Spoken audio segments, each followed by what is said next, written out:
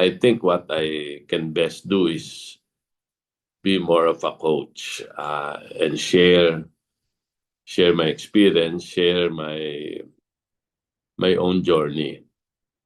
If you look at my resume, I was trained at school to be a civil engineer, and mainly because my father was an engineer and he wanted me to be one.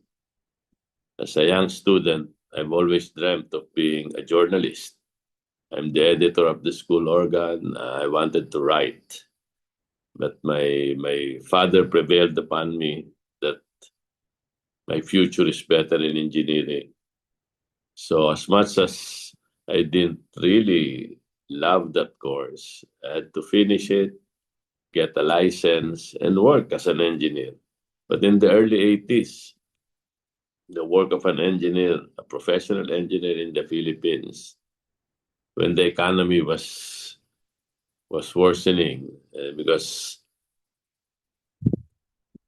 of years of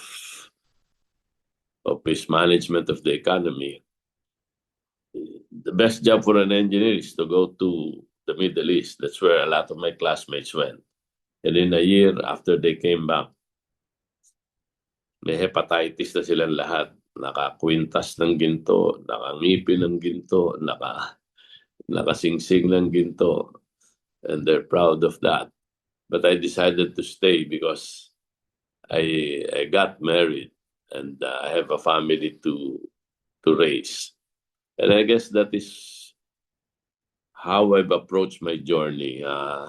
It's the adversity. I married very young. I didn't have much money.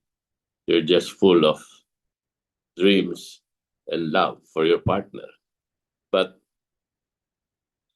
because it's in our DNA to move forward, to go ahead and conquer all adversities, I never gave up. And that's why I kept on moving from job to job so I can advance my career